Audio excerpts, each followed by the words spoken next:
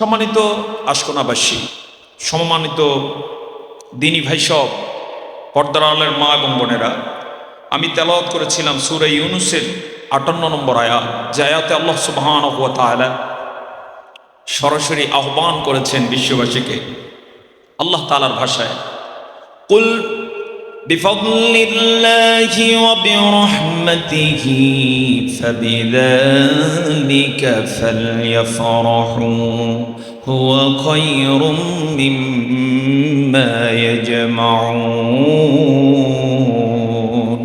আল্লাহু আকবার। তুমি বলো, কুল বিফাদলিল্লাহি ওয়া বিরহমাতিহি, আল্লাহর ফজল এবং তার রহমত নিয়ে, ফাবিযালিকা ফালইফরাহু, সেটা নিয়ে যেন তারা আনন্দিত হয়, আনন্দ করে। সেটা কি? এটার তাফসীর হচ্ছে আল কোরআন। আল্লাহ তাআলা নিজেই বলেন যে আল কোরআন এটা আল্লাহর রহমত, আল কোরআন এটা আল্লাহর ফজল, আল কোরআন এটা আল্লাহর দয়ার একটা কিতাব। এটা বিশ্ববাসীকে দেওয়ার কারণে বিশ্ববাসী যেন এই কোরআন নিয়ে আনন্দ করে।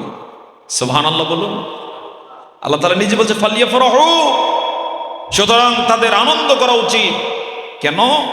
হুয়া খায়রুম মিম্মা ইয়াজমাউন, তারা যা কিছু জমা করেছে, গেইন করেছে, পৃথিবীবাসী আনন্দের যত কিছু এই পর্যন্ত অর্জন করেছে, সব কিছুর মাঝে একমাত্র যদি আনন্দিত হতে হয়, আনন্দ যদি করতে হয়, আনন্দের কোনো বিষয় যদি থাকে, সেটা হলো আল কোরআন তাদেরকে দেওয়া হয়েছে, তারা যেন এই নিয়ে আনন্দ করে। সুবহানাল্লাহ। এবার আসুন, কেন এই কথা আল্লাহ তাআলা বললেন? এক নম্বরে, আকাশের নিচে জমিনের উপরে এই কোরআন হচ্ছে বর্তমানে একমাত্র বিশুদ্ধ আসমানি কিতাব। জোরে জোরে বলুন সুবহানাল্লাহ। পৃথিবীতে আরো ধর্ম আছে, বিশেষ করে খ্রিস্ট ধর্মের ব্যাপক প্রচার প্রসার রয়েছে মিডিয়ার মাধ্যমে, বিভিন্ন পরাশক্তিগুলোর এজেন্ডা থাকার কারণে ব্যাপক তাদের প্রচার প্রসার আছে। গত কিছুদিন আগে আপনারা জেনে থাকবেন, বাংলাদেশের পূর্ব সীমানা জুড়ে যে পার্বত্য অঞ্চল আছে, সেখানে একটা গোষ্ঠীকে কোনো একটা অজানা শক্তি পর্দার আড়াল থেকে তাদেরকে বিভিন্নভাবে প্রমোট করে সেখানে খ্রিস্ট ধর্ম প্রচার করার জন্য তাদের বাইবেল কিতাবকে অ্যাভেলেবেল ছড়িয়ে দিয়েছে। এবং এটা এত বেশি বাংলাদেশের আমরা যারা রয়েছে আমাদের সামনে আসতো না যদি সেখানে ব্যাংক কর্মকর্তাকে কিডন্যাপ না করা হতো। জানেন কিনা আপনারা এই ঘটনা? ব্যাংক কর্মকর্তাকে কিডন্যাপ করার কারণে এরপরে গোটা প্রশাসন নড়ে চড়ে বসে যায়, হচ্ছে কি? পরে দেখলো ঢাকা বিশ্ববিদ্যালয়ের চারুকলা ইনস্টিটিউটে পড়ুয়া এক সন্ত্রাসী, এবং এরাই হচ্ছে মূল সন্ত্রাসী। এই সন্ত্রাসী দীর্ঘদিন পর্যন্ত এই বাংলাদেশের পূর্বাঞ্চল থেকে পার্বত্য চিরংকে বিচ্ছিন্ন করে দিয়ে একটা খ্রিস্টান রাজ্য করার জন্য চক্রান্তে মেতে আছে।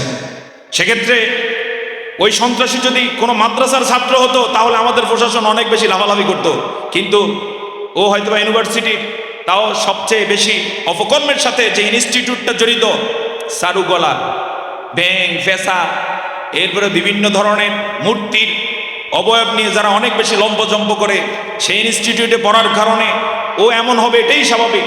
কিন্তু উচিত ছিল ওই ইনস্টিটিউটটা বন্ধ করে দেয়া, যে ইনস্টিটিউট থেকে যেহেতু সন্ত্রাসী ফয়দা হয়েছে, এই ইনস্টিটিউটের দরকার নাই, কিন্তু এটা করা হয় না।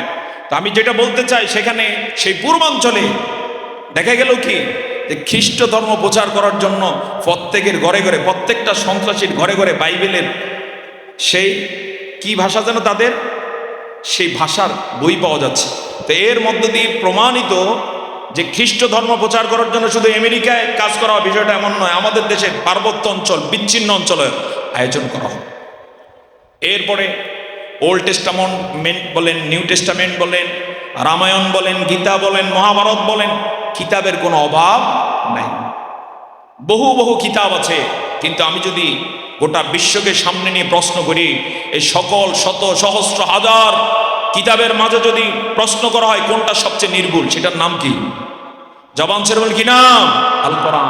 আর আল কোরআন ছাড়া যা আছে, যেই ধর্মের লোকই হোক না কেন, সেই ধর্মের লোক যদি তার কিতাবের বিষয়ে প্রশ্ন করা হয়, বুকে হাত দিয়ে বলতে পারবে না যে সেখানে নির্ভুল। বলতে পারবে? পারবে না। এটা প্রমাণ করে দিয়েছেন, আপনারা জেনে থাকবেন, একজন ফরাসি বিজ্ঞানী, যেই বিজ্ঞানী প্রথমে ওল্ড টেস্টামেন্ট পড়তে গিয়ে দেখলেন ভুলে ভরা, পরে ত্যক্ত বিরক্ত হয়ে, তিনি তো গবেষক মানুষ, সায়েন্টিস্ট, বললেন এটা কোনো আসমানি কিতাবের মধ্যে পড়ে, এত ভুল কেন? ফেলে দিলেন। তার নাম কি? ডক্টর মরিস বুকাইলি তার নাম, আপনারা জেনে থাকবেন। তিনি পরে নিউ টেস্টামেন্ট নিলেন, যে দেখি এটার কি অবস্থা। দেখলেন একই দুরবস্থা, ভুলে ভরা, আজগুবি কথাবার্তা দিয়ে এই পাশ থেকে ওই পাশ সাজানো গোছানো। পরে তার দুঃসাহস বেড়ে যায়, মনে হয় যে আসমানি কিতাব বলতে সবগুলিরই দুরবস্থা। সর্বশেষে সে আল কোরআন নিল, দুঃসাহস বেড়ে গিয়েছে আর কি। ওই যে দুষ্ট লোকদের অবস্থা দেখে যেটা হয় আর কি, যে সব দুষ্ট হওয়ার কারণে লোকেরা মনে করে মনে হয় গোটা সমাজে সবই দুষ্ট, কিন্তু ভালো লোক আছে না নাই? কথা বলুন, না আছে না নাই? তো সেই লোক মনে করছে আল কোরআনের বুঝি ভুল আছে, নাউযুবিল্লাহি মিন জালিক। পরে পড়তে এসে দেখলো যে আল কোরআন তো আরবি ভাষায়, অরিজিন হচ্ছে কোন ভাষায়? আরবি ভাষায়। লোকদেরকে জিজ্ঞেস করলো আমি আরবি শিখতে চাই, কোথায় শিখবো? লোকেরা বললো যে আরব জগতের কোনো একটা দেশে চলে যাও, বিশ্ববিদ্যালয়ে, ভাষা ইনস্টিটিউটে অন্তত কিছুদিন পড়াশোনা করলে তুমি যেহেতু বিজ্ঞানী তোমার জন্য সহজ, তাড়াতাড়ি শিখবা। সে আরব দেশের কোনো একটা ইউনিভার্সিটিতে ভর্তি হয়ে 6 মাস আরবিতে দক্ষতা অর্জন করলেন। এরপরে কোরআনের ভুল ধরার খায়েশ তার, যখন বুঝতে পারলো এখন থেকে সে আরবিতে পড়বে এবং বুঝবে, এবার সে আল কোরআন হাতে নিল। হাতে নিয়ে সূরা ফাতিহা যখন বলল, কোনো ভুল তো দূরের কথা, এমন ইনফরমেশন সেখানে পেল সে কোনোদিন কল্পনাও করে নাই। জবানটা ছেড়ে বলুন সুবহানাল্লাহ। সেখানে সে যখন সূরা ফাতিহার প্রথম আয়াত পড়ল, আলহামদুলিল্লাহি রাব্বিল আলামিন, all the praise and thanks for Allah the lord of the আলামিন, সমস্ত প্রশংসা জগৎসমূহের প্রতিপালক আল্লাহ তাআলার জন্য। এখানে জগৎসমূহের যে ধারণা, সে মনে করছে বিশ্ব বুঝি একটা, পৃথিবী বুঝি একটা, কিন্তু এখানে আল্লাহ তাআলা ধারণা দিচ্ছেন সমস্ত প্রশংসা ওই আল্লাহর জন্য যিনি জগৎসমূহের লালন পালনকারী। আল্লাহু আকবার। থমকে গেল, এরপর একটু সাবধান হলো, সূরা ফাতিহাটা শেষ করছে খুব সতর্কতার সাথে, দেখলো এখানে ভুলের কোনো বিষয় নেই, বরং এমন কিছু তথ্য দেয়া, প্রথম আয়াতে যেমন দ্বিতীয় আয়াতে তার ব্যতিক্রম, তৃতীয় আয়াতে তার ব্যতিক্রম, সেই এক জায়গা থেকে আরেক জায়গার ইনফরমেশন এমন সাজানো গোছানো দেয়া। অবাক হয়ে এরপরে সূরা বাকারা শুরু করলো। বাকারা এসে বেশি দূর যেতে পারে না। প্রথম আয়াত যখন বললো আলিফ লাম মিম, যেটার তাফসির, যেটার ব্যাখ্যা, যেটার অর্থ, সে তো দূরের কথা, ভালো ভালো আলেমরাও করতে পারেন না। শুধু মুফাসসিরগণ এই কথা এইভাবে বলেছেন, আল্লাহু আ'লামু বিমুরাদিহ, এর দ্বারা উদ্দেশ্য কি সেটা শুধুমাত্র কেবলমাত্র আল্লাহ তাআলা ভালো জানেন। জোরে জোরে বলুন সুবহানাল্লাহ।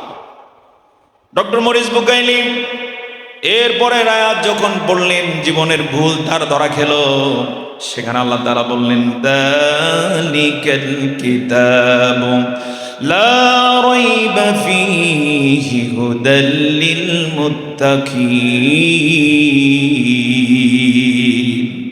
যালিকাল কিতাব, সেটা এমন একটা কিতাব, লা রাইবা ফীহি, যাতে বিন্দু মাত্র হেরফের নেই, সন্দেহ নেই। আর এই কোরআন সবার জন্য না, হুদাল লিল মুত্তাকিন। কাদের জন্য? শুধুমাত্র কেবলমাত্র মুত্তাকিদের জন্য এই কিতাব। জোরে জোরে বলুন সুবহানাল্লাহ। হুদাল লিল মুত্তাকিন, মুত্তাকিদের জন্য হেদায়েত হিসেবে এসেছে। মুত্তাকিদেরকে এই কোরআন পথ দেখাবে, জান্নাতের রাজপথ মুত্তাকিদের জন্য এই কোরআনের মধ্যে বর্ণনা দেওয়া আছে। এই যখন ইনফরমেশন পেল, যেন মস্ত বড় একটা ধাক্কা গেল, থেমে গেল, যে আমি আসছি ভুল ধরার জন্য। অন্যগুলোতে যারা রাইটার, সংস্কারক ইত্যাদি ইত্যাদি, তারা কত মাফ টাফ চেয়েছে যে ভুল থাকতে পারে ইত্যাদি, কিন্তু এই কোরআনে আছে যেখানে বিন্দুমাত্র সন্দেহ নেই। এরপরে বেশি দূর আর যেতে পারে না, এক পর্যায়ে নিজেই কালিমায়ে শাহাদাত করে মুসলমান হয়ে যায়। পরবর্তীতে তিনি একটা বই লিখেছেন, বইটা এখনো বাজারে পাওয়া যায়, অ্যাভেলেবেল। বই লিখেছেন the Bible, Quran and science. বইটার নাম কি? The Bible, Quran and science. সেখানে তিনি বিস্তারিত তুলে ধরেছেন, যেটার বাংলা এখন পাওয়া যায় অ্যাভেলেবেল, বাইবেল, কোরআন ও বিজ্ঞান। সুযোগ হলে আপনারা পড়ে নেবেন। তো আমি বলতেছিলাম, তার এই বিষয়ের মধ্য দিয়ে স্পষ্ট হয়ে যায় গোটা পৃথিবীতে যত আসমানি কিতাব আছে সবগুলোতেই ভুল আছে না নাই? শুধু একটা কিতাব তাতে ভুল নেই, সেটার নাম হলো আল কোরআন। এই জন্যই যেন আল্লাহ তাআলা বলছেন বিশ্ববাসী যেন আল কোরআন নিয়ে আনন্দ করে। সুবহানাল্লাহ।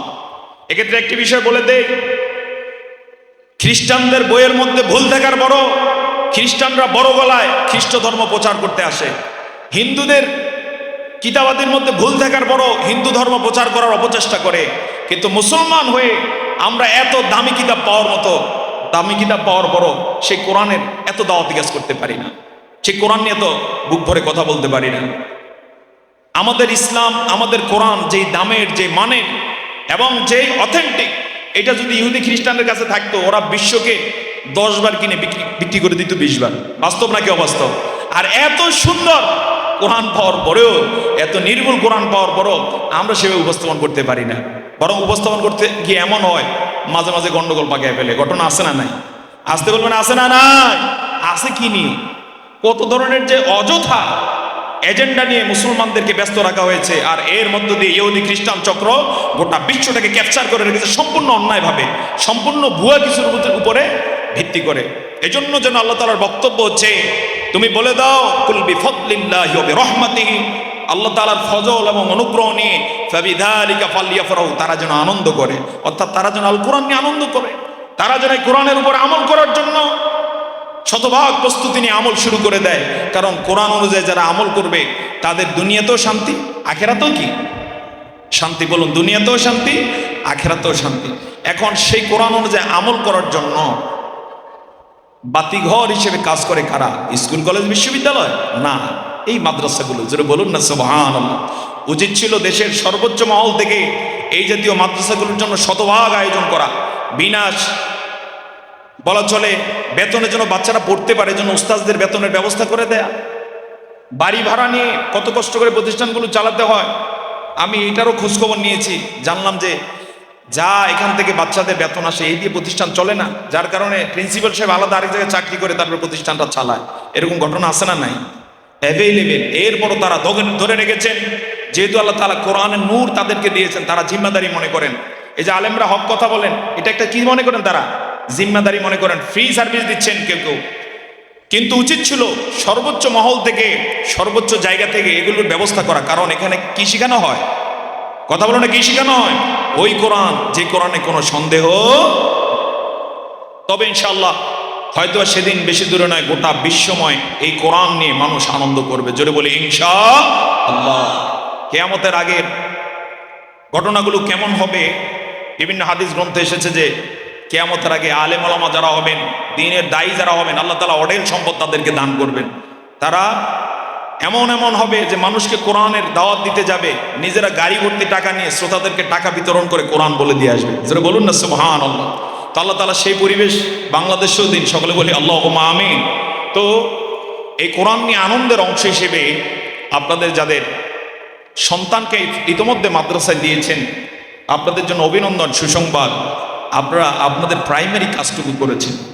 তবে আমরা সাধারণত বলি, একটা বাচ্চা যদি আলেম হতে হয়, একটা বাচ্চা যদি সুসন্তানে পরিণত করতে হয়, তাহলে বাবা মাকে অনেকগুলো কাজ করতে হয়। এর মধ্যে একটা কাজ হলো নাকের বাণী চোখের বাণী এক করতে হয়। বলতে পারেন হুজুর সেটা কি? জন্ম দিলাম, টাকা দেই, আবার নাকের বাণী চোখের বাণী কি? সেটা হচ্ছে আপনার পক্ষ থেকে বাচ্চাটাকে পড়াশোনার জন্য সর্বোচ্চ আয়োজন করার পরে জায়নামাজ বিছিয়ে সেজদায় পড়তে হবে, কাঁদতে হবে আল্লাহর কাছে যে আল্লাহ তাআলা, আমার যতটুকু যোগ্যতা ছিল এই দিয়ে আমার সন্তানকে, আমার কলিজার টুকরাটাকে মাদ্রাসায় দিয়েছি।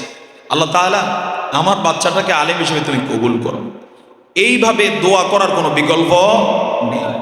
আল্লাহ তাআলা দোয়া শিখালেন, তোমরা বলবা রব্বানা হাব লানা মিন আজওয়াজিনা ওয়া যুররিয়াতিনা